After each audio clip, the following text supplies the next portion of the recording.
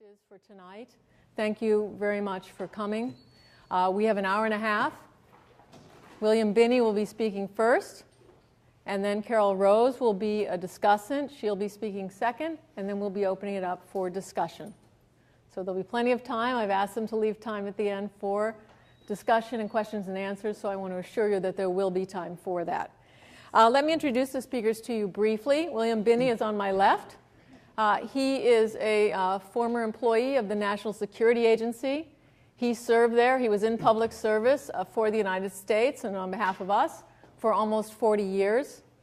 Bill rose through the ranks through the years, and eventually he was supervising a gigantic section of, he himself is a crypto mathematician, a gigantic section of technical people who were working on signals intelligence. And he was responsible for this group of, was it About 6,000. 6,000 people who were working on signals intelligence. He developed several technologies himself, working by himself or with teams, and he'll tell you about some of those this evening. But he had a very long and distinguished career there. One of the technologies he developed, and again, the mission of NSA is signals intelligence, and by law they are to operate outside of the United States. So foreign operation regarding signals intelligence. And in fact, as Bill will tell you, there's something called UCIT 18, which he will probably refer to as their Bible, which forbids NSA to use those techniques on US citizens. Following the terrorist attack in 2001, provided the perfect opportunity for those who wished to begin spying on Americans, and that commenced. So since 2001, not only every telephone call, both the number called to and from, but the content of those calls, every email, tweet, idiotic text, ATM transaction, online purchase of airline tickets, all of the electronic transactions you've engaged in, and everyone else in the United States have been captured by the NSA and are being used by them, and Bill is going to be going into detail about that. Carol Rose is the executive director of the American Civil Liberties Union here in Massachusetts, and she is a lawyer and a journalist. She was in private practice before becoming the head of the ACLU of Massachusetts. She has a long history working in the area of civil liberties and human rights, both in the United States and abroad, and she'll be functioning as the discussant tonight. As part of the Hall of Mirrors that I've described to you very briefly, I do want to tell you, because Bill Binney might not tell you, that he was so outraged by what happened after 2001 using the technologies that he had helped to create when they were turned on American citizens that he retired from the NSA after his almost 40 years. He took retirement.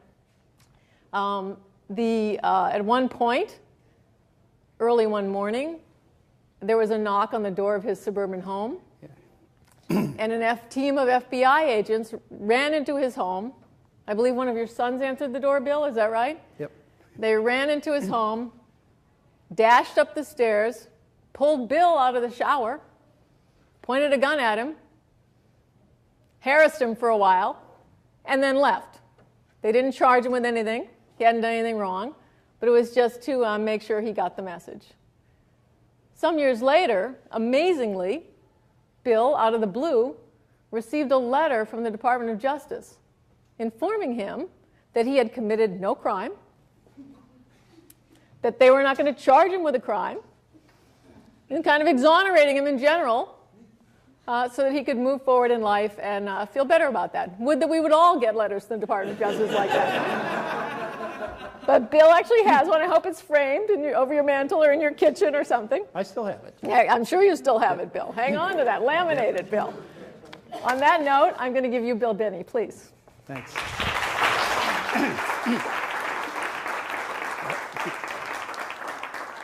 Thank you, and thank you for having me here.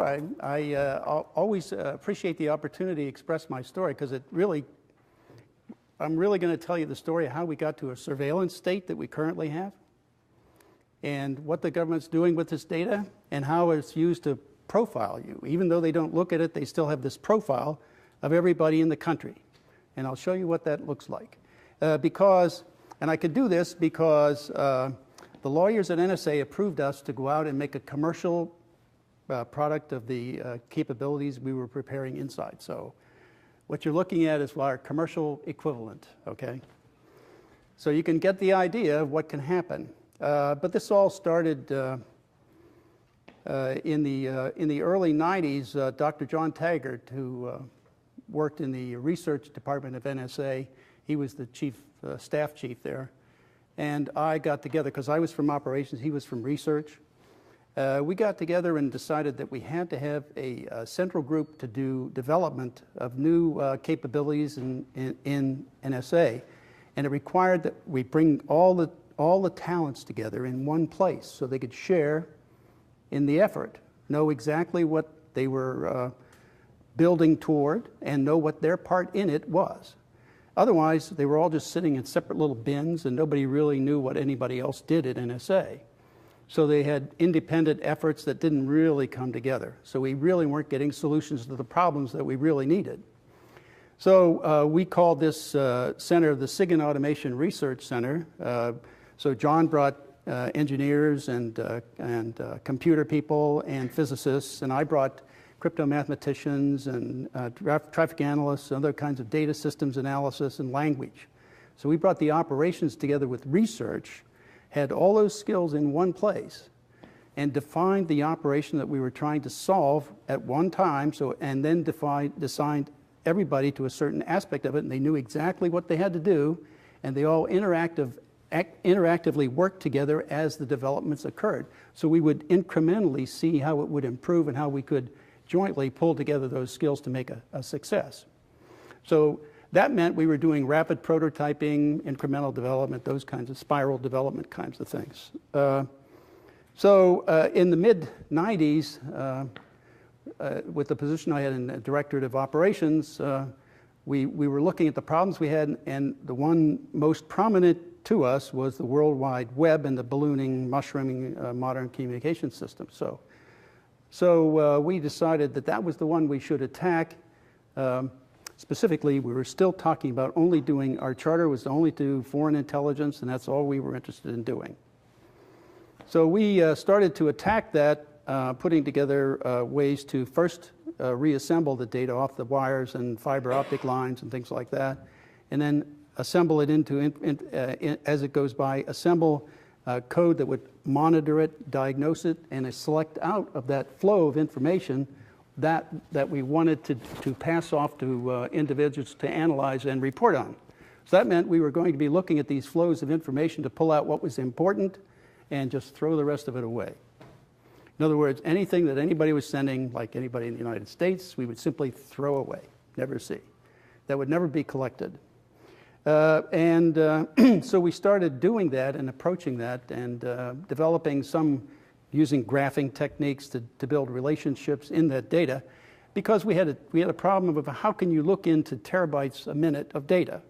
The objective we set was to try to do 20 terabytes a minute, be able to diagnose what was in 20 terabytes a minute and pull out what was important and throw the rest away.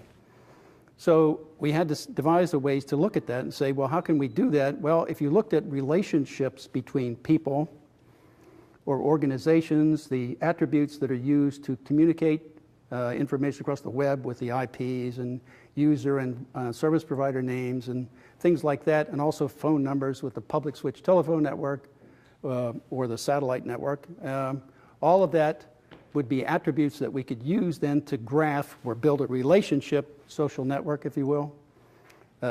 Nowadays they call it social network. In the Civil War, they simply watched people visiting different people, and that's how they rebuilt the network for the Confederate spies in Washington. If you didn't know that, they watched people move around. Then in World War I, when Morris became the field communication system for the armies, they started doing network reconstruction of the field armies, and then that technique became contact chaining in World War II and afterward, and now it's called social networking. So there's a little history behind that. So this is nothing new, really. It's just the scale, because we wanted to do the entire world. And to us, that didn't pose a problem, because we were going to in order to interactively work with that data as it came down the line, make those selections, we had to keep everything as simple as we could, so we used B+3 indexing on flat files and simply did use that with our knowledge database graph, if you will, to make the selections and also make the throwaway determinations. So that was a fast way of doing it. That's exactly what we did, and it worked fairly well at fiber optic rates. I mean, for the arguments we had, we only had a few arguments running, but it was clear that we could scale to any number. So we didn't have any difficulty in pulling out all the bad guys with that approach. Plus, at the same time, we noticed that since we were collecting worldwide, we were scooping up Americans because the web will shoot your stuff all around. Okay, so we could get it anywhere. So we kept picking up things that were easily identifiable by the numbering schemes in the IPv4, IPv6, the public switch telephone numbering schemes. All of those things would help us as a knowledge base to select out Americans and encrypt all of their attributes so that you couldn't tell who they were. That's the way we managed that. We thought that would be constitutionally acceptable, and that's what we forwarded to the Department of Justice as a proposal for us to proceed in doing this on a mass scale worldwide.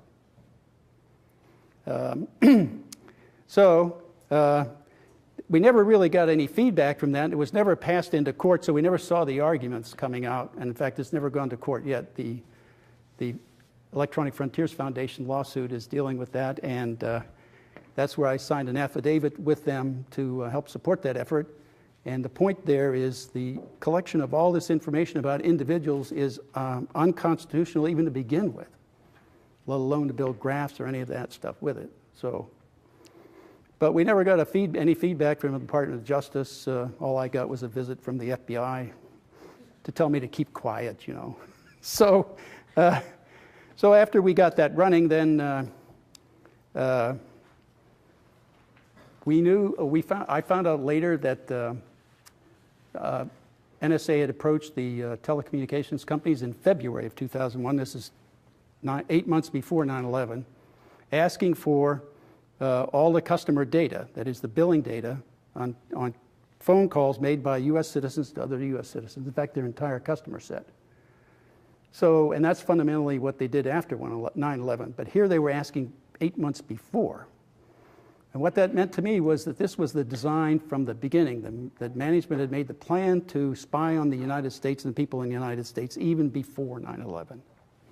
Okay, then when 9/11 occurred, that was the pure excuse for them to go in and say, okay, now telecoms, we really need the data now to be able to do this, protect the United States from terrorism. And that was simply false to begin with. We had no problem at all identifying these people from the beginning. That was absolutely false. But that was the pretext they used to get that process running.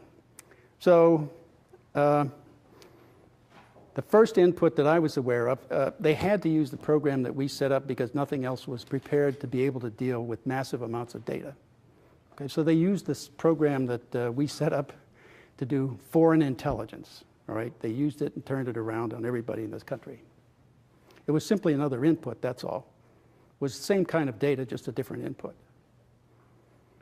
So the company that I knew was participating was AT&T. And they started by forwarding about roughly 320 million records of billing data of U.S. citizens to other U.S. citizens every day. And then CNET did a study in 2006. They asked the questions of all the telecoms as to who was participating with NSA, and are you giving them data, and so on. And by their answers, you could tell about 10 of them were.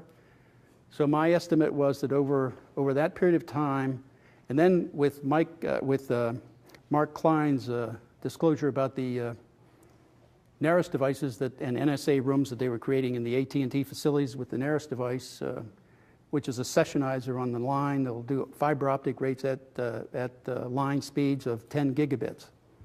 That's the NARIS Insight device, which means it can sessionize about 100 plus billion 1,000 character emails a day. One device. So when they were doing that, then I had to change my estimates of the number of transactions they were collecting because now they had the input from the fiber lines. That's why they're building Bluffdale. They're getting too much data. They need more storage, okay? So my estimate now is that just for emails and phone calls alone, they have approaching 20 trillion transactions of U.S. citizens with other U.S. citizens, okay? Now that, I assume that simple transactions like banking and Twitter and all that are also included in that, and then that adds trillions of more transactions. So, but when you do that, and you start to assemble it against that kind of information against individuals, you're assembling power, and you can use that knowledge against anyone that you want.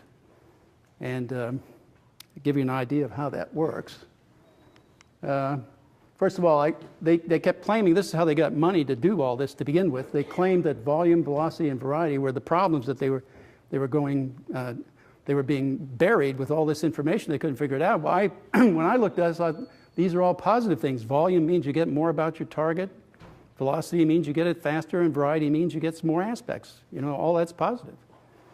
So the question was how to take advantage of it. Well, using graphing techniques and other things is the way we did it. And we put together systems that did this kind of thing, where the bottom here, this would be like a nearest device input into a validating system, which would validate information, because believe it or not, people still make typing errors in data. And you could see them.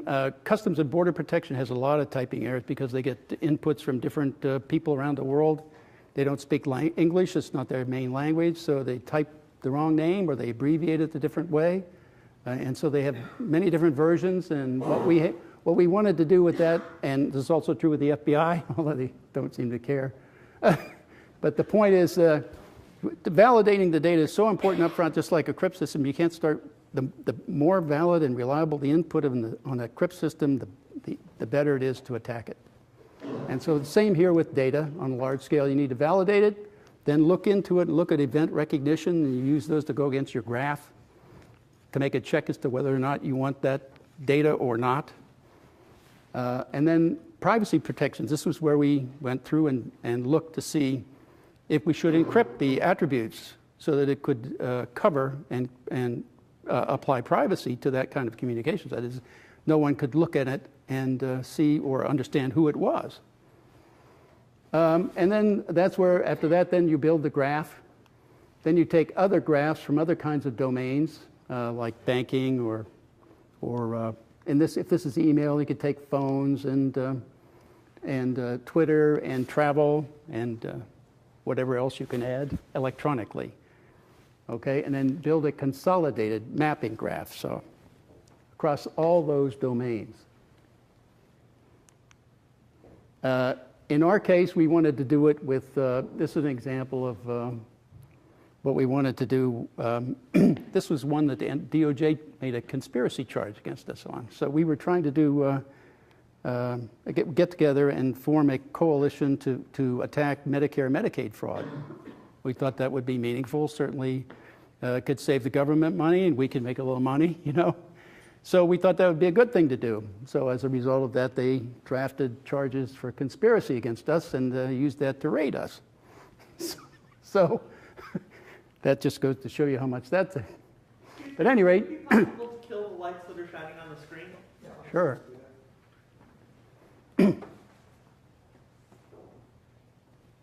Thank you. Ah, okay. There we go. There we go. But the idea is like, in this case, you could do it with agencies, or you could take inputs like this could be hospitals, doctors, labs, and individuals, and all their accounts and relationships like that, locations and things like that. And then build a multi-dimensional graph so you could start checking all this data against itself. The answers really are, from where we sit, the answers were always in the data. The question was, how could you get the answers out of that data? Okay, yes? So sorry, I'm confused. So you said that that's something you proposed to do in the 90s, kind of as a... Well, it came out of the 90s. We made this proposal for Medicare fraud in 2006. But didn't you say that that was unconstitutional? Not with the data we were working for Medicare, Medicaid. So that's all. Because it comes from, it's a federal federally Right. data that Well, it's data that government Social Security has, Medicare and Medicaid, they have that. That's stuff that they're required to report before they pay them. So that's what, and the idea is that you get them from hospitals or labs or doctors, and all those people have to be registered. Okay, so that's all legitimate. This is also not an NSA project. Right, this was not NSA. Nothing in the intelligence community. Okay, so that's, that was the idea, and that works for any kind of data that you want to look at, phone calls or anything. So in the graph, in order to, this is how we filtered out data we wanted. If you had a set of known targets here, and you're building a social network for them in the world, I mean, then these are the targets, your known targets, then look out, we used a 2-degree principle, look out 2 degrees, like that's 1 degree and 2 degrees from a known target. And that's the section of the graph that you would consider to be suspicious or need further investigation. So in other words, if you're collecting data, you would certainly take advantage of the ones that you know and simply forward that data and manage the distribution of that according to the requirements. And save the data here so that you could do some other things like latent semantic indexing and kind of comparison of the content of this set of targets against potential new targets here. And then the rest of this data, we use simply, that's the rest of the world, the other 6.5 billion or whatever it is people in the world, you simply throw that data away. So it makes a manageable set approach that makes all the content of the world kind of manageable to handle now. So you can then pass this data around and run it through different programs to select or not, and use it to identify perhaps this is a new target. You could help do target development using this approach also. So that was the whole key to that. And that's really what they're asking for in Big Data Initiative. They want you to automate the target development in this kind of a graph. That's one of the things they're asking for, I'm sure. If they don't know that, then they should, right? But this then, what you do is you take everything you have. Now, they're not restricting it. See, the problem is they're taking in all this data too, okay? Now what you do is you index all of the data that you collect against the specific nodes that are involved in this graph. So now when you want to, and this is where the profiling comes in, you want to look at a particular node, then you simply input that node and any other associated nodes with it into another program that does a timeline. It pulls together all those events and maps it, because it's indexed, to the graph, okay? Now that pulls that data together, so you represent, like these phone calls were made here with that call there, that one there, and so on. These are the activities of a community in that graph. Plus, if you have, for example, data that goes with it, like a transcribed phone call or an email or a file transfer or something of that nature, then you put a little block here and it says there's data with that particular transaction in this graph. So if you isolate a section of the graph you're interested in looking at potentially activity that might imply that group is doing something and there's data with it, then you could look at that data and try to assess that in context with the transactions that occur in the group.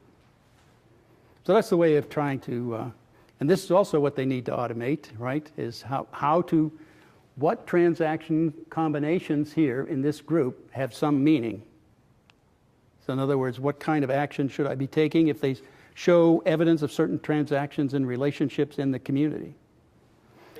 For example, if you are in Colombia and you want to smuggle drugs into the United States to somebody in the United States who wants to buy them, the buyer and seller have to connect in some way, right? There has to be some financial transaction in some way. They have to arrange for transport. Those kinds of things show up as transactions in this timeline. And so you need to try to detect those and then assess them. Okay, so this is really what's going on with everyone.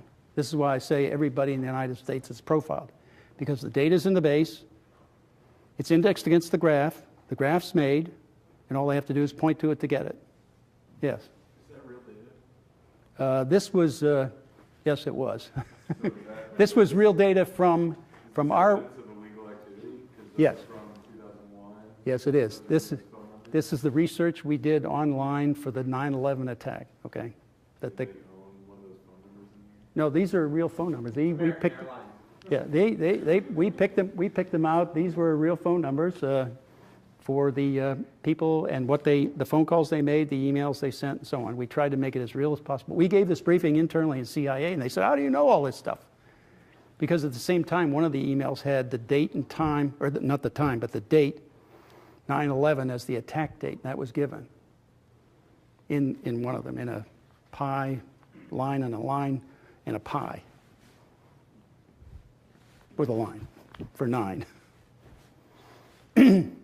And so, you know, this is where I see the danger. Now, if you become like generals in the Army, like Petraeus or Allen, and you become a target, I now look at your 1,000 emails or however many you have in the database, and there you are. The problem is the FBI has access to this data.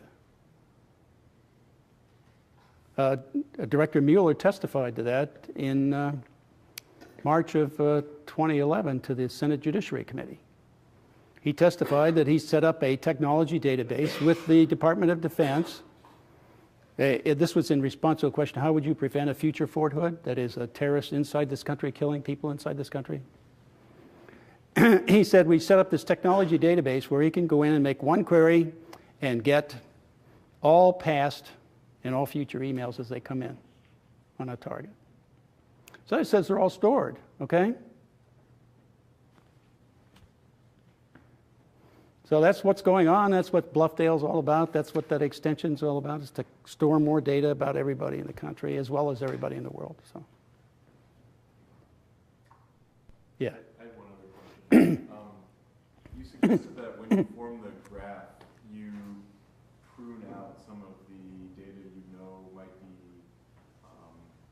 extraneous by noting their relationships to others on the graph. Is that true? Yes. What you do is you do frequency counting. You use that as a basis for validating combinations. So does this pruning occur at the listening post, like say in AT&T? Yes. So if I broke into one of these rooms, I could figure out the people who are on that watch graph? Yep. It also says that, gee, since one identifies anybody in the regional zone 1 of the world, that's the U.S., Canada, and some of the islands. It's right in your white pages the white pages book. If you look, it'll list out then after all that, the 1, there's all the area codes for everybody that's in there, Canada, United States, and so on. All they have to do is use that as a base of knowledge to go into their entire database and count all of the phone numbers there that have a 1 in them, right? And then the ones that are in the United States, and then they would have a count of how many Americans are in the database and how often each one's there. And yet they claim they can't do that, which is false. You do the same thing with email, with service providers and IPs and things like that, and MAC numbers, right? Combinations. So at any rate, that's unfortunately the state of our surveillance status is all set to be turned on for the imperial presidency to do whatever it wants to do. Now, the real kicker to me came after the raid that they did on us when they pointed guns at us and threatened us and tried to prosecute us with they falsified evidence. Well, the real kicker is they started to prosecute Tom Drake. I don't know if you heard of his case, but but they also falsified evidence there. That is, they took unclassified material that he had, claimed it was reclassified, or they did a review of it and claimed it was classified. So they classified unclassified material so they could charge him with having classified material. So the real problem was that, for them anyway, when you get so big, the right hand doesn't know what the left's doing.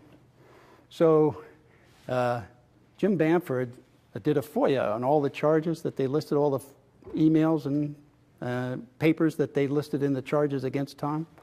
He did a FOIA to NSA for those papers, and they gave him some of them, unclassified. So he is a friend of the court, took it to Judge Bennett, who was hearing the case, and said, here are all the things that they're charging him with as classified, and they're giving to me as unclassified. So their entire case fell apart. because the judge now knew that they were fabricating evidence. In my mind, they should have been charged with a felony. Right? They were framing him. Just like they were trying to frame us, yes. To what extent can we rely on that always being the case, the left hand is not going to know what the right hand is doing? I think that's pretty much our government. Ed Loomis, who was my partner, he took Dr. Taggart's place. We always felt that Forrest Gump had it right. You know, stupid is as stupid does. That described our government. But the problem is that incompetence at that scale, when they're doing things on this scale, is really dangerous, because you could end up on a kill list without knowing what the criteria is to get there or what the criteria is to get off. I'm assuming that. Yeah. I figure I could be on it. So, so at any rate, yes. Can you speculate as to whether any foreign intelligence agencies have compromised the database? Have any compromised the database? Well, I thought Director Mueller did, right? In his testimony. He didn't know what he was saying, but he did that. He's one of my better sources, by the way. I think a follow-up question is, are there any intelligence sharing agreements you have with, say, UK or Australia that might have given them access to these databases? Okay, yes. I would say yes. It's called the Five Eyes Group, English-speaking countries. They're much closer than others, okay? There are other relationships around the world. Could you talk about other similar systems that other nation-states might have, or networks of nation-states? I really don't. I think they were depending on NSA to do it, okay? For example, the others that I knew of anyway were depending on them to do it. So I don't know of any others who were doing anything comparable, because their intelligence agencies are much smaller. They don't have the budgets, and so they're much more dependent. Yeah. I read there was a big building a data center in Utah. Does that tie into this at all? Yes. Yeah, that's exactly it. The Bluffdale, by my calculations, the 100,000 square feet of the million square feet they have is going to be storage. And if you looked at cleversafe.com, they advertise 10 zettabytes in 200 square feet, which means you can get 10 exabytes in 200 square feet, which means you could get 5 zettabytes in the storage there, which is enough if you eliminated, by my estimate anyway, if you eliminate all the video going across the fiber optic lines and all the analog audio that you don't want, and simply pick up the the material you do want from the targets you have, plus all of the printed information. That's probably enough to store 100 years of the data of communications of the world. 5 zettabytes, 5 times 10 to the 21st bytes. So what if you send your secret things disguised as a video? You do it as Embedding? rock bands, you know. You mean embedding the material? Embedding it? Well, if you're going to feel that way. We were talking about this earlier. In my mind, the safest way to do it, no online cipher is safe. Simply because if they don't have the key, they'll come across and get it from you. Or that's assuming they didn't already implant it in your system. So the safest way is to do everything offline, encryption offline, then go online and send it, and do decryption offline. But you have to have an air gap there. If you don't have that air gap, you're not safe. No, I was just thinking if you just did it as a rock video, so it got dismissed as a rock video. That's embedding. That's not. Video. Yeah, but that's not safe.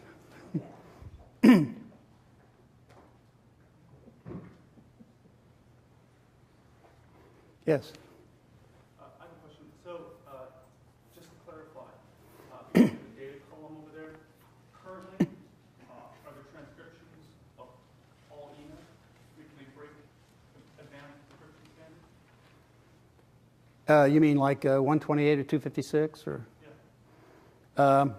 I don't think they have to break them at all if they already have them. I mean, that's my point. You have back doors into you. It's not a question that no online system is safe. What do you mean by backdoors? You mean they can just hack into your computer? Right. Or they're required by law to put a back door into the system so that the FBI can listen to it. Yeah. Yes. Could you say something about the content analysis of phone calls? Well, I mean, content, my understanding is that it's basically like a Google search. They're using word search. So if you do a transcription, right, it gets transferred into a character, ASCII stream characters. But I'm asking about to what degree is there automatic audio transcription going on? Okay, all right, that's a different story. When I left, it wasn't possible. So I really have no further information on that. I've seen some of the things that look pretty good, you know, in which case that would be easy to apply, especially in a quiet environment, a non-noisy environment. Yeah. Yeah. There was an article in 1980, I can't remember exactly, in the U.S. News and World Report, that NSA was doing surveillance of telephone calls, and the way they were doing it is it would be triggered by certain keywords. Some particular words would trigger recording, actually. That was in 1980s, and that was done by NSA. No, we're not talking about 9/11. No. An article, I read it almost 30 years ago. Well, I can only say that sometimes they attribute more capability than exists to NSA. Okay? There were a lot of problems with that. I knew a lot of problems when I was there that weren't didn't make it too. It wasn't useful in an operational sense. Okay, there were too many mistakes. Yeah. Yeah, a lot of times we hear a lot of discussion that you can see the patterns and that'll tell us who the bad guys are. I mean, what you're presenting here is that they have lots of information, and gee, if they want to go after David Petraeus, or for that matter, Bill Binney, they can then turn the spotlight and get all the data, all of your data that they've collected. Is there a capability at this point that you're aware of or that you can foresee where by taking all of the data, suddenly it's going to tell you who the bad guys are? They're talking about predictive policing. We already did that, okay? That's what we maintained was the way to do it. We had no problem making those decisions. They apparently still do. And the reason I thought was because they really wanted to spy on the United States. And they claim it as an excuse. We're still having trouble. We can't do it unless we can take in all this data. We won't be able to achieve that end. And that's simply false. Yeah. Yes? If you are using offline end-to-end cryptography for email, is there any system that will highlight you as a suspicious person? Is there any system that looks for that? Well, what it would mean, it would default out, like if they couldn't break it or they didn't have a key that would work. Just it would, that somebody was doing that. Yeah, yes. Generally, they say that's very suspicious. That's what the FBI says. If you're encrypting, it's suspicious. You're already, that's tick number one for the hit list, okay? I don't know how many more ticks you have to add before you get on the list or what it takes to get off once you're on. I mean, after all, Senator Kennedy up here was on the no-fly list for so many months he had trouble getting off. Well, if he got on it and had trouble getting off, imagine what any one of us what the problems we would have. At any rate. So, yeah. I wanted to follow up on your description of the encryption of Americans. So if the data about Americans was being collected, then you said there was a program in place to encrypt the attributes of Americans.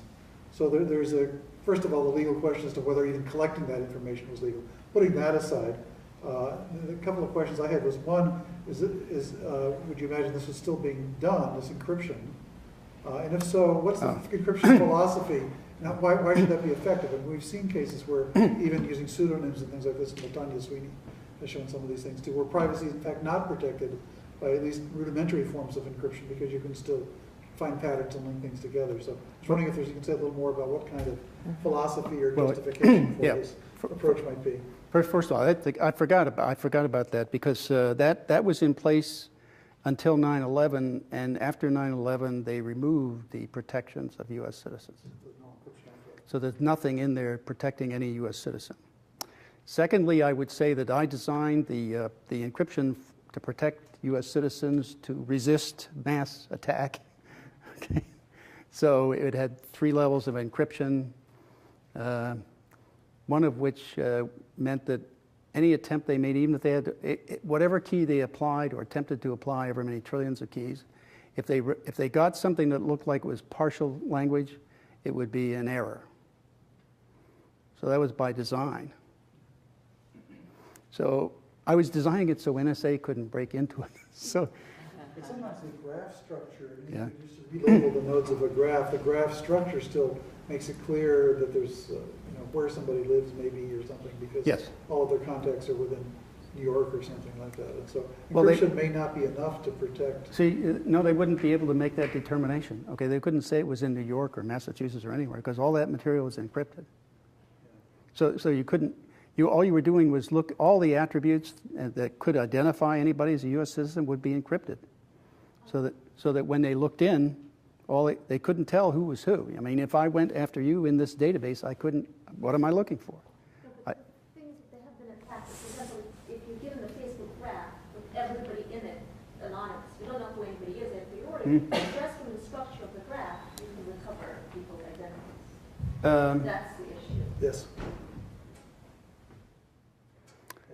Well, you'd have to have some way to break it down into subsets before you could start doing that kind of assessment, I think. That's the way I view that. I mean, you have to do the same thing with the phone network, which really, it would be random. I mean, when you're doing billions of combinations, I mean, any kind of... So are you saying that it's not linkable? Your 2 different conversations that you've had cannot be linked to you. Cannot be linked to each other, so you cannot tell that it's the same person. No, it would be uniquely encrypted, so you could pull together, like your name would be uniquely encrypted over time, the same encryption. So then you can pull out the social So you could, graph, you just don't know who right, and the reason to do that is to build probable cause if you're doing something that looks bad. And then that would be evidence for probable cause. You take it to a court to justify getting a warrant and then decrypting and targeting you, which was the procedure we wanted to set up. But it's from the point of view of just statistics and what we know about social graphs, even that isn't particularly privacy conscious because you just from that graph. Well, but see, you'd have to have a distributed graph to compare it to, which means you'd have to know what the graph is really to take this encryption and try to lay it over top of it. But it would only take... If you could get into it, yes. So That's right. So if you're, the NSA equivalent of Britain, and you have a graph like that. Yeah, that's different then. Then they just Yes. they combine it with it. Well, I don't think Britain would care for these protections anyway, so. I think they're a little worse than we are, right? Yes. So you said you had no problem detecting the bad guys. Right. From large amount of data. How do you tell the bad guys from a bunch of kids fooling around and pretending to be bad guys? Well, starting with the relationships in the graph, how they would connect to these bad guys. That kind of, I mean, this is only one of a couple 100,000 of them that we know. So in the billions of people that we're graphing, right, they would have to show up in close proximity, and then if they weren't bad guys to begin with, then we'd have to look at them a little closer to see what they were doing. But they would be the ones we'd look at to try to develop new targets, not the rest of these innocent people doing absolutely nothing. We had other programs that would go through those innocent people relationships too to try to assess potential new targets, new communities. Yes? Going back to what you said about crypto being backdoored, are you saying that the algorithms themselves are unsound, or are you saying that the popular implementations have flaws in the... Yeah, I think it's the implementation. I mean, you could, if you take it offline and use your own key, set a new key, then certainly that should be secure. Or it would be difficult. I have no idea how long it would take to get into them. I work codes primarily, or data that was used to set things initially for ciphers, so to speak. So you're saying that I shouldn't use OpenSSL? Is it on the web? If it's on the web, don't. I would say this. I can only say the safest way to encrypt is offline with an air gap, so that you can't lose it, right? That it can't be penetrated. That's the only way to really be safe. Yep. Oh, sorry. Okay. I'll sit down. Make our point, and we're going to open it back up for discussion. Yeah. There are plenty of more questions. Carol. Great, thanks. Thanks, everybody. What a pleasure to be here. Yeah, indeed.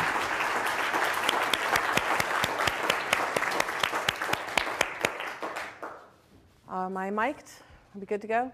Well, first of all, thank you very much. It's really a pleasure to be here. How could I say no to an opportunity to be a respondent at all to Bill Binney, who's really one of the heroes in the civil rights and civil liberties community and the technology community, as somebody who stepped forward. And I'm so pleased that so many of you are here today, because your time will come at some point in your careers where you will have that opportunity also to decide how you want to deploy the incredible skills that you're developing here at MIT or in your work around the world. I wanted to open a couple of quick thoughts. One is, I think it's important that we distinguish between privacy and secrecy, and we're dealing with both of those things here. Privacy is really the ability to control information about yourself that goes out, that you have some control over what the information is. Secrecy is really what the government does a lot, which is to not let us know what they're doing in terms of some of these systems and what they're building around us. And they're really kind of turning our democracy on its head in a democracy where it's the job of the people to watch the government. Instead, we have the government watching the people in secret. And so we have this situation where the law really hasn't yet caught up, and the public policy really hasn't caught up yet with the incredible technology. And technology, I always think it's a little bit like money. It's not inherently good or inherently bad, but you can deploy it in ways that are good, and you can deploy it in ways that are not good in terms of defending civil rights and civil liberties, which is what I do. A couple of interesting ways that the secrecy problem is coming to the fore now in terms of trying to develop public policies that would protect people's privacy, the right to control information about ourselves. And one of the ways that that's happening is through the use of state secrets. So the courts are saying, you can't bring that case to court to litigate whether or not it's constitutional to do some of the things that are now going on, not the things that Bill's creating, but the other things where they aren't, where they're collecting data on everybody. And the courts are taking what was traditionally a rule of evidence, saying that piece of evidence is a secret, it's a state secret. You might exclude that piece of evidence or have it just the judge knows about it or somehow find protections, to now say the whole case is being kicked out. You can't bring the case at all. You cannot get into court to find out if it's constitutional or not to do that. And the other way is through the use of standing arguments, to say you don't have standing to be in court, that there's no case and controversy that affects you. And this just is coming up right now in a case that the American Civil Liberties Union just argued in the U.S. Supreme Court on October 29th, so we'll see where it goes. A case called Clapper, Amnesty International versus Clapper. Amnesty International, along with a bunch of criminal defense attorneys and journalists, are the clients of the ACLU who are saying, we want to know if we're being subjected to this kind of warrantless wiretapping when we talk to our clients overseas, that we may be talking to a source if we're a journalist. We may be talking to a client if we're a lawyer. We may be talking to people whose rights have been violated if we're human rights documentation people. And we need to know. And the government's response is to say, well, you can't prove that we're actually wiretapping you. And if you can't prove it, then you don't have standing to bring the case. And we say, great, would you assure us that then our clients are not being wiretapped? And they say, no, we couldn't possibly confirm or deny whether they are or not. So it's this catch-22. And I always feel when I talk about this stuff, it's really not Orwell. It's not Big Brother. It's really Kafka. You just don't know why this is happening to you because you can't even get into court to try to vindicate your rights. So this notion of privacy versus secrecy, I think, is an important one that we should keep in mind as we think about how to go forward. And the other piece of that, I talked a little bit about, I'm not a big conspiracy theorist. I'm not that worried about Big Brother. It's really Little Brother that freaks me out. I mean, imagine the people at the Registry of Motor Vehicles having control over your life. Okay, that's really scary, right? A lot of this technology, a lot of these techniques, a lot of the laws that pertain to it are now filtering down into the local level. So for example, we just came out with a report. We did a public information records request, and we found out the Boston Police Department had been spying on peace protesters. And actually the reports, at first we thought we didn't have anything. They were so silly. There was things like Howard Zinn. They wanted to get Matt Damon to speak at the peace group at the church. They couldn't. They're going to have to settle for Howard Zinn. It was hilarious stuff. And then labeled extremist, criminal threat, and put into a database. And in a database, under the key terms, extremists and terrorist threat and things like that. Okay? And then people, all these innocent people getting swept up in the database that then is used by local cops, local police departments getting access to these through these local fusion centers that are being built here in Massachusetts. We have two, one at the state police, one at the Boston Police Department, the Boston Regional Intelligence Center, and there's very little check and balance on it. Again, because it's done in secret. So thinking not only about the big picture, but then have this sort of trickle down, if you would, effect that we're now experiencing, which is where the ACLU and EPIC and Electronic Frontier Foundation, all these other groups are now beginning to turn their attention to try to get a handle on how can we put in some legal protections so that we can still have the benefit of the technology, but we also keep the freedoms and the liberties and the democracy that we all really like to enjoy in this country.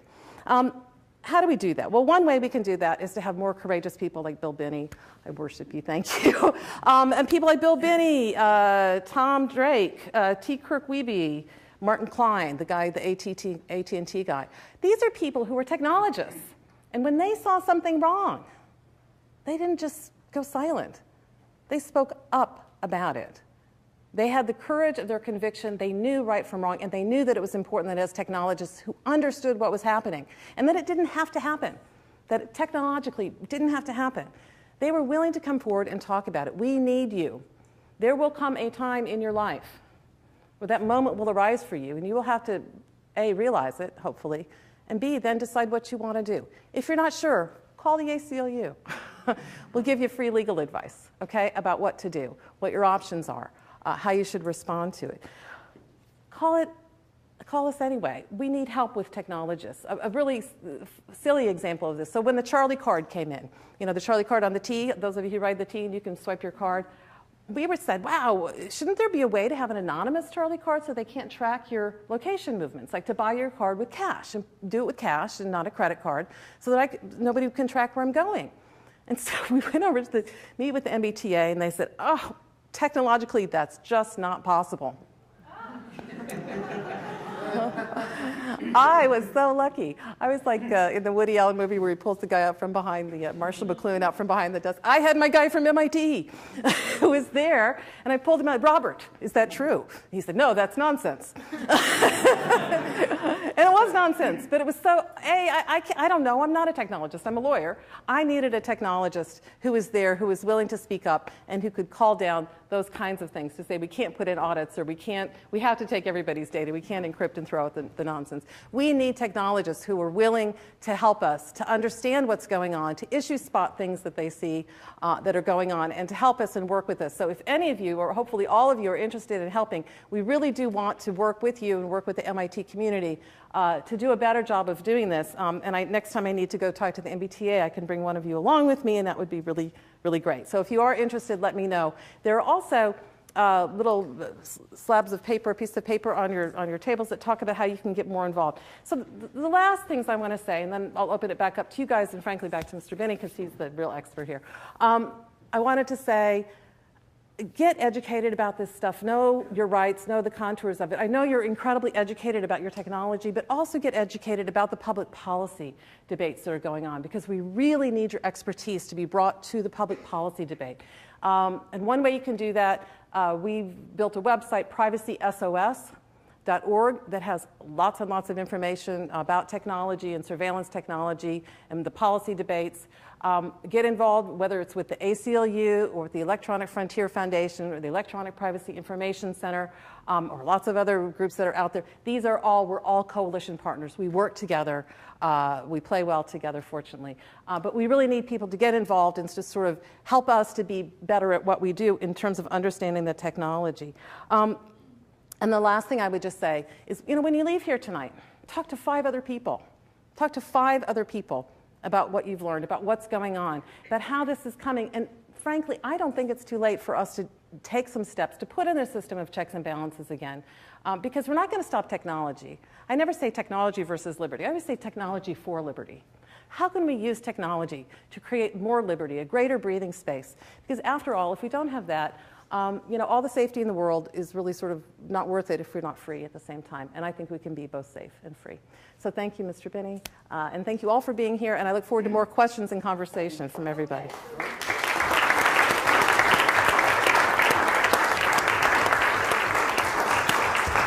I should comment that this is being videotaped, so if you don't want to put your hand videotaped, don't speak up. Yes, it is being videotaped. I want you to know that.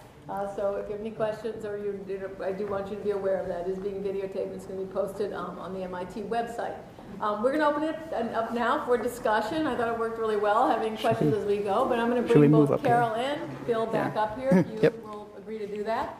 And while they're coming up, I just want to remind you all that the basic presumption in the United States has been that everyone is innocent until proven guilty. But now we all know that that's been inverted, so that everyone is a suspect, that there is illegal, unconstitutional, warrantless collection of your information going on constantly, a violation of your Fourth Amendment protection, and the case against each of us is now being prepared. So I'm going to open it up for questions. Please put your hands up. Here are the rules. Put your hands up if you have an urgent question on the same matter. Even though you're not the next in line, you can put up 2 hands like this. Let's start with you back there, please. Hi, my name is Shavani Red. I'm the former executive director of the TOR project. And I came into this particular area because my dad was an activist with the SCLC and Dr. King in civil rights eras. And when it became available for him to make a request for his records from the FBI from 1963 and so on, he got a paper box, a very large one. The FBI knew who he had lunch with every summer of the summer marches. So this is not new. It's just electronic. So, the idea that this is being collected is not new. It's been going on for, a century, at least.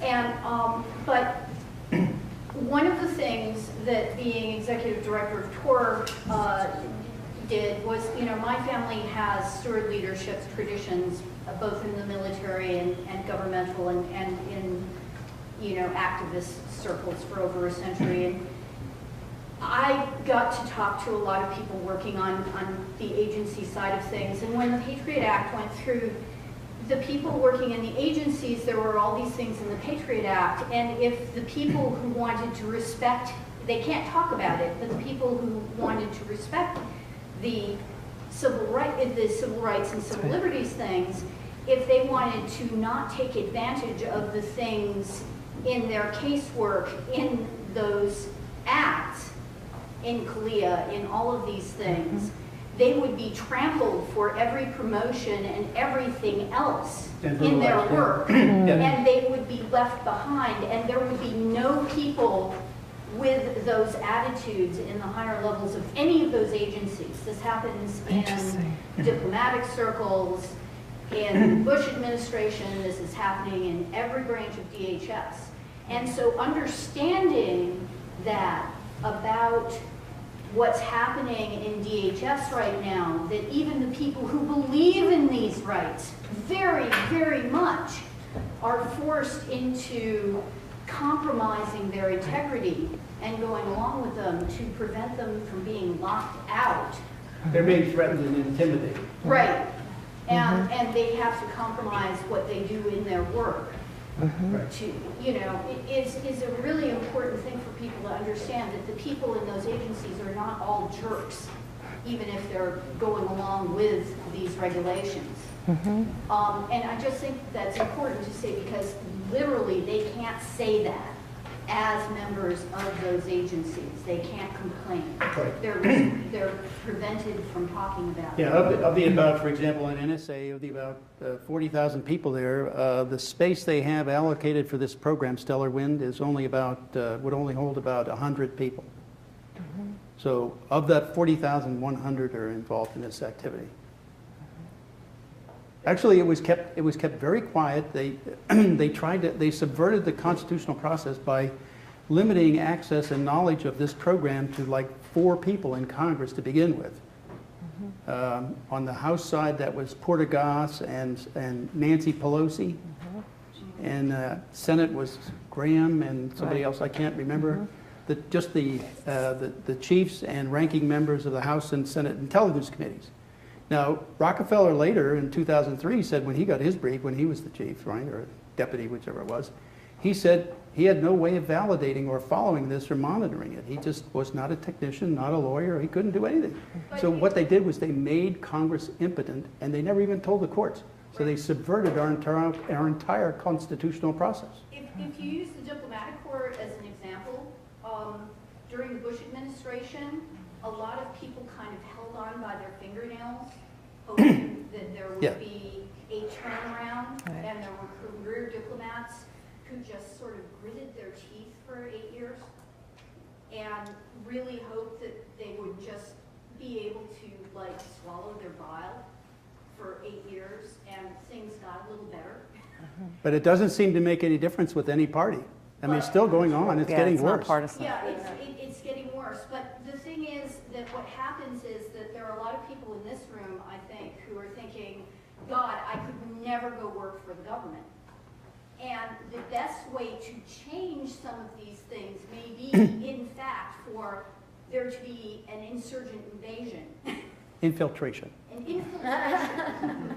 Mm-hmm. An infiltration. Yeah. My son is right now at Norwich University as an officer candidate. Mm-hmm. Okay, and I am former executive of the Support Project. And that was his idea. After, TOR came out of a military project originally, and he looked at people I was working with on all sides of the problem. And he sat there and said, you know what, if people of this sort of viewpoint all sit there and say, no, we're not going to, none of our children are going to go into law enforcement or the military, then only jerks are going to go into those fields. Yep.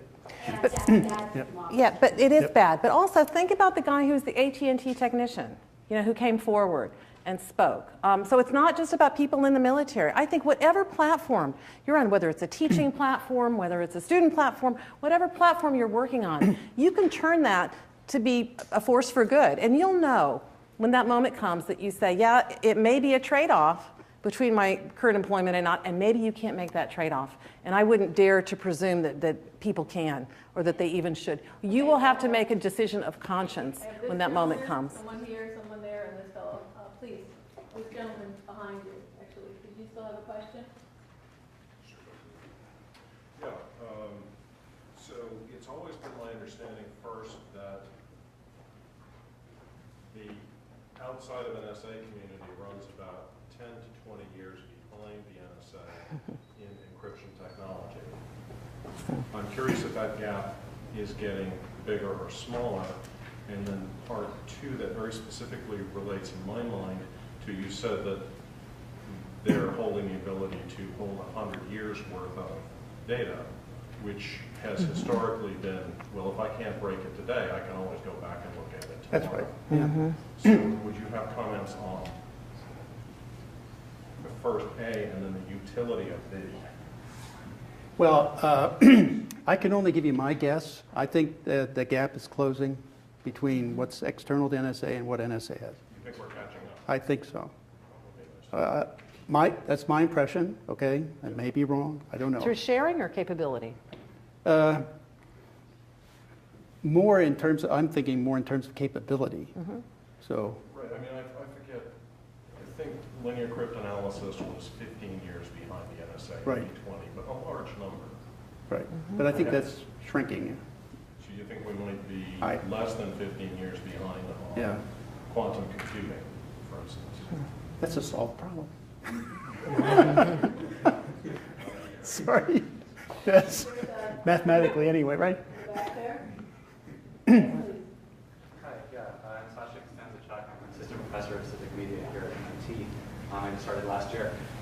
It's really easy for all of us to agree that the application of these systems and tools for domestic purposes is problematic, but I wonder if both of you could also talk a little bit about their application internationally. So we could use the drone assassination program as one example. Yeah, The right. recent report that came out, that, documenting civilian casualties, the deniability by the administration. I mean, at the end of the day, it's very nice to be able to say, well, let's limit this thing so that we're only turning it on quote unquote the bad guys. But come on, really. This is information collection. Drones are not precision weapons. Right? They have a kill radius that's beyond the target. And that's what you're talking about. I call that undisciplined slaughter. What I'm talking about is the real-world application Right. of these systems ultimately involves, quote-unquote collateral damage. So could we talk about that a little bit? Well, from my sense, from the graphing that we were doing, we had the capability to protect everyone in the world. In other words, all that blue data that we threw away included everybody in the world. So we, in effect, were, in a sense, protecting everyone. If you had no proximity to somebody who was known to be doing something bad, then all your data was thrown away. Well, and So, also I to mean, add, yeah. that's one way we were trying to do that. Is that kind of getting at what Not you were? really. What I'm saying is that all of us have associations with people who, depending on the legal regime at the moment and how it's being observed and implemented, have association with someone mean who's known to be doing something redefinition? bad. Yeah. So I'm questioning the actual development of The bad guy this list. type of system in terms of this real-world application. Yeah. It always has these type of consequences. Yes, and that's still, from my sense is that it's not as disciplined as it should be, right? I mean, I know some of the people who are still there. I mean, I don't think they're really applying rigorous rules and rigorous analysis of what's going on to make that list up. So I would question a kill list to even begin with too. I mean, that's kind of an extreme that you really have to know what you're doing, and you have to really use precision weapons, and they're not doing that. Not doing either of it. So I just don't trust. I'm against all kill lists. Me too. But also, and the ACLU actually litigated unsuccessfully and tried to get just the policy with regard to what is the standard for the getting on the kill list for the use of drones. And again, Right. it was the state secrets argument that kept us out of court from even getting to be able to get our merits of our case heard in the court. So going back to attacking secrecy is one of the really fundamental things we have to do is important. And the other thing I just wanted to raise, and it's a little bit a tangent from what you're raising, is a lot of these systems, a lot of the things that we do, we test in other contexts. So for example, in Afghanistan, in Iraq, there's a lot of biofacial recognition technology being put in, creating a huge database on every human being in the whole country, just creating a database for the sake of doing that. Okay, that's what they wanted to do, and they justified it because they were doing it in the context of a war zone. Well, now what we're seeing with the wars winding down, a lot of people are coming back. In our very own city of Springfield here in Massachusetts, it's becoming a little test for using counterinsurgency techniques as policing techniques, because we have a couple of police officers who've come back, and they're so excited about that, and they decided to try to use some of the same techniques and develop that as a new policing technique. So one of the things that we're trying to take a look at is this sort of federalization or localization, if you would, and militarization of local policing. That's going on, and it includes the shared database stuff, and it also includes some of these other techniques that are actually being developed in other countries where you can do it because you have fewer legal constraints to do it, and then they import it back here. So it's something to pay attention to. There's a question right there. Oh, yeah. So, no, I just wanted to say that because I felt bad for the, thousands of people who spend their careers in the government who actually are the good guys. It's not fair to say, oh, we need to infiltrate the government. Actually, the government already has people who are committed to civil liberties, and it's actually the ACLU, owing to the ACLU, the USA Patriot Act, so not the one immediately after September 11th, but the next one, actually includes a provision that there be a civil liberties officer working at the Office of the Director of National Intelligence, making sure that our constitutional rights are not violated. Now, whether the system is working properly, of course, depends on who is president. But I think the point is that it's not, I don't know, I think that compared to other countries, such as the Soviet Union, which is where I was born, I think, it's too early to lose hope. Yeah, I thought the KGB would love this kind of system. Yeah. Actually, Bill said his first posting early on in his career was in Eastern Europe or in Europe, surveilling the Soviets and keeping track of the nuclear threat there. You have the next question. So over the weekend, I think on NPR, as a result of, they're talking about the Petraeus and Allen thing, and it was speculated by one of the commentators that perhaps one of the good things to come out of this is that other public figures, particularly those in Congress, they're all in it. Might wonder when the machinery is going to be targeted at them, and maybe there's some hope that they'll rein it in. Well, I think internally some of it already has been. Like one of the reasons Speaker Pelosi said in the floor of the House that impeachment of George Bush was off the table was because of the leverage that George Bush had, since she was one of the members of Congress briefed initially on the program. She was already culpable in that program, also the CIA programs. So she couldn't impeach him without impeaching herself. I have, Okay. yes, this gentleman next, please. Yeah, I have a point of clarification. We've been talking about the FISA Amendments Act, which is now due for reauthorization, as if that is the real problem, namely that the communications between Americans and the external world are being captured. But what you're saying is that all communications are being captured. That's right. So why are we talking about the FISA Amendments Act? I mean, it seems Well, to it be doesn't. a red herring. Yeah, or they have a separate secret interpretation. I mean, that's the problem with our government. It's going secret on us, so that the laws they write, they make their own interpretations internally and apply them, so that we have no way of knowing what they're doing. Okay, we have a two-handed wave here. Go ahead. My question is basically, jumping off that, is there some sort of boundary that protects this warrantless surveillance from entering a courtroom? I mean, you said that it's used to gain probable cause to look at people's emails, but is that just through FISA warrants, or can that actually be used in domestic prosecutions that don't have to do with terrorism? Well, okay, take my case. The warrantless wiretap they had on me and a conversation I had with Diane Rourke, they put that in the affidavit and said in the affidavit that I told them about that conversation. So that's the way they entered it. So they just lie. Yeah, right. That's right. They lie.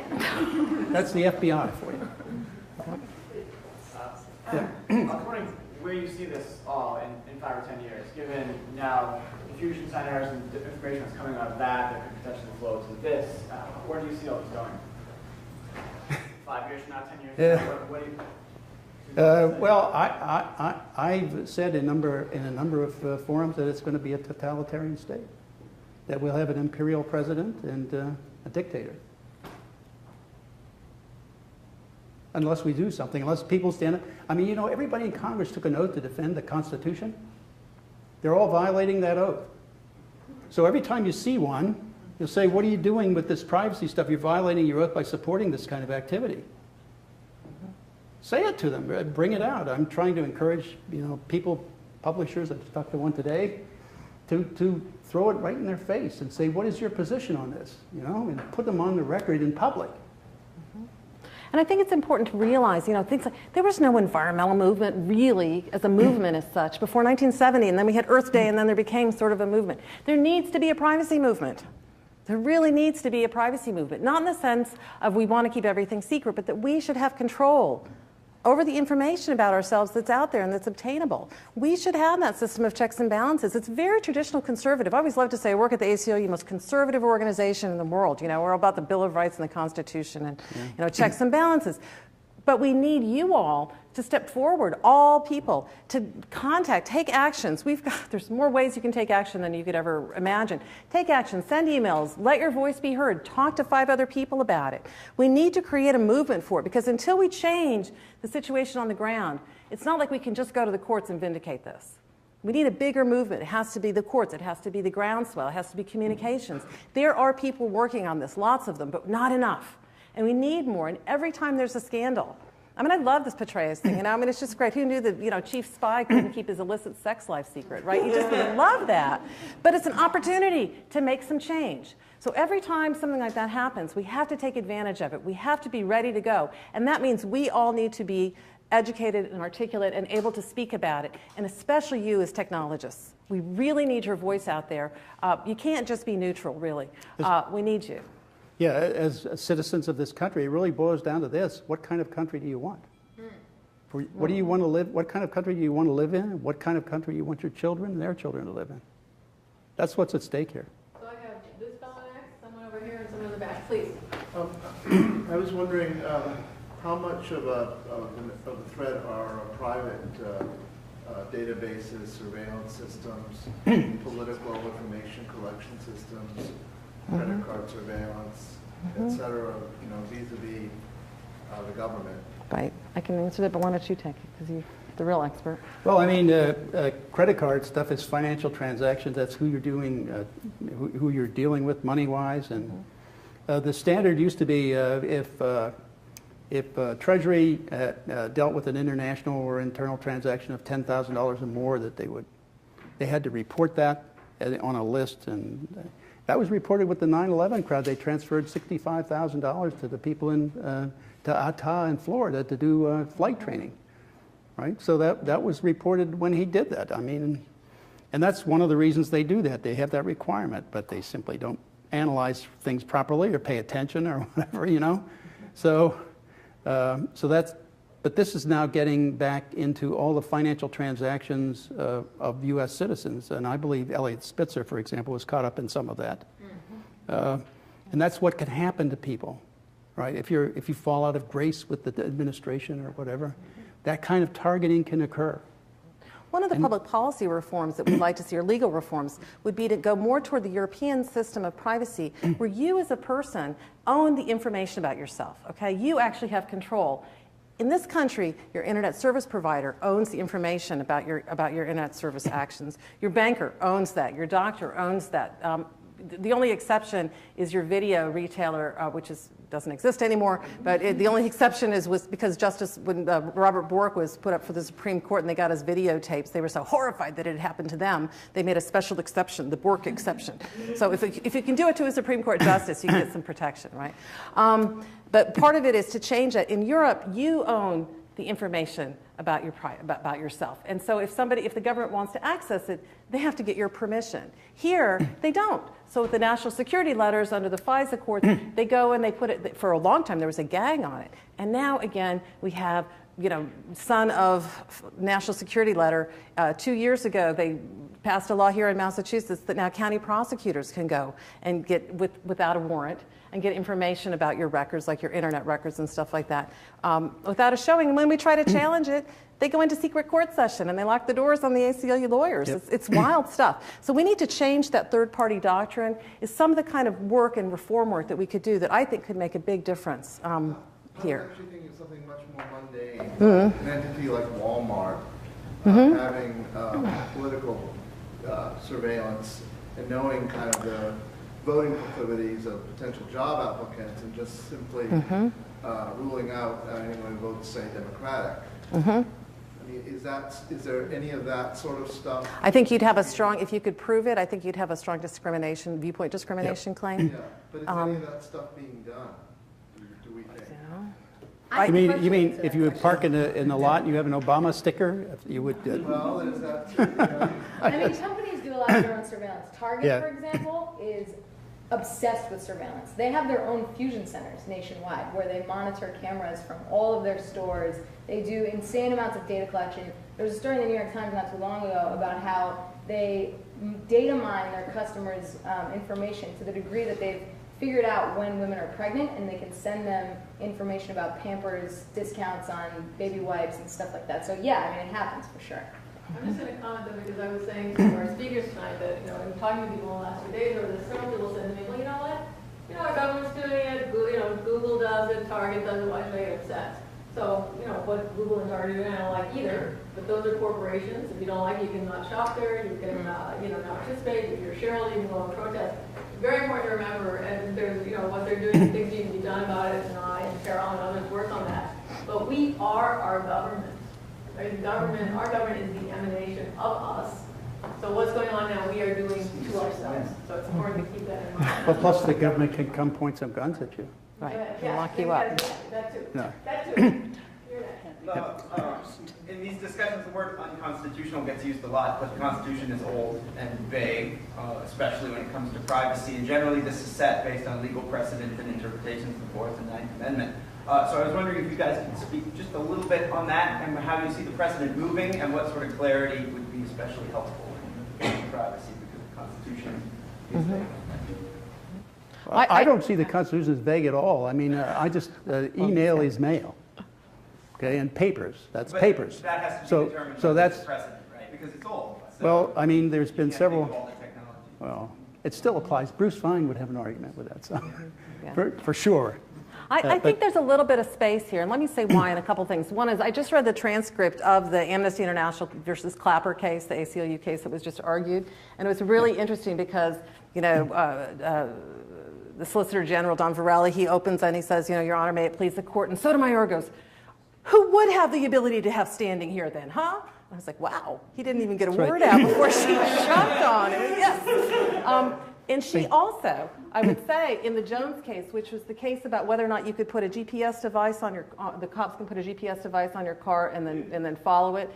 She wrote a concurring opinion that suggests that there could be a more breathing space, that somehow the law needs to catch up with these new technologies. I would also just add, however, that particular case was another one where I think the privacy advocates won on that one because they kept saying, we could put this on your car, Your Honor. And they were horrified that it could happen to them. And so we need to, on all these things, find a way to make the argument that it could happen to you, Your Honor, because we seem to be able to win more when we do that. But I think it's hard. I think the Fourth Amendment has been very weakened by the way it's been interpreted, but I do think that there are some opportunities here, a little bit of daylight with this GPS, the Jones case from last year that gives us some hope that we may be able to go forward. Okay, I have a gentleman in the back in the way, and I'll take you. Go ahead, please. I was wondering, you say the data on only bad people was used and everything else was thrown away or encrypted, but what is the what are the requirements for being bad? Like if I email my friend saying the party next week is going to be the bomb, conceivably that could happen. No, that was with the system we did, okay? After 9/11, that system was done away with. So everything is now stored. So it doesn't matter now if you say bomb or not. You're stored. I just wanted to know in the Jones case, somebody had the concurring opinion, and it was only one vote. She was the only one who took that one. Everyone else seems to be holding pretty closely to Cat's v. United States. Yep. So I'm wondering if you see any hope for Sotomayor's line, even though the majority of the court seems so set on that side. Gramsci, I think, was the one who said you have pessimism of the intellect and optimism of the heart. So yeah, I keep hope alive. We keep trying to find new ways to frame cases, to frame challenges. I thought they were going to throw out this Clapper case on standing, and then you read the oral arguments, and it looks like maybe they're really interested in it. But you don't know. It's just really hard. Until they rule on it, we won't know. It's hard to be real optimistic with this particular Supreme Court and civil liberties, but on some of the issues like privacy and speech, there seems to be a little bit more breathing room than when you come to things like equality and race and things like that. Okay, I have two last questions, please. Could we say something about cell phone tracking? In particular, we've been talking a little bit about GPS and so forth, but most of us do carry cell phones, and my understanding is that even with them turned off, that your movements can be tracked by your movement through the different cell phone cells. Could you say something about that? I think there's still enough radiation to be detected by the towers, the different towers, and you could be followed by which tower you get registered with. As you move around, you simply, any number of towers, you draw concentric circles around in the intersecting areas where you are. So as you move around, yeah, I think that's possible, yeah. And we're actually working on a legislative initiative, actually, this one right here, is helping to do that both here in Massachusetts and also at the federal level to try to put some restrictions on cell phone tracking. Actually, Ed Markey, who's a congressman from Massachusetts, has been pretty good on this. And so there's a lot of legislative movement to try to put restrictions on that, as well as license plate scanners and sort of individual technology elements of it, because I think it's a really important thing for a lot of people to know that they don't have to make a choice between the convenience of a cell phone and giving away all their privacy. So it's a great question. The last question. How much discretion would you say that telecom companies, if any, have in refusing to comply with the government's requests? Well, the CEO of Quest, refused, and of course he was denied, and eventually got charged with something. They drummed something up on him, but they lost any potential contracts with NSA. Quest did. So that was the penalty for not going along. The other companies went along. At least the ones in the CNET news article that published their interrogation of the different telecoms that were they participating with NSA or not, it looked like most of them were, the way they answered it. You see, if they equivocated, didn't come out and say strictly no, then you knew that they were participating, because it's the way they weasel word the answer. And that's why they all needed to get retroactive immunity, because all of these transactions they were doing were crimes.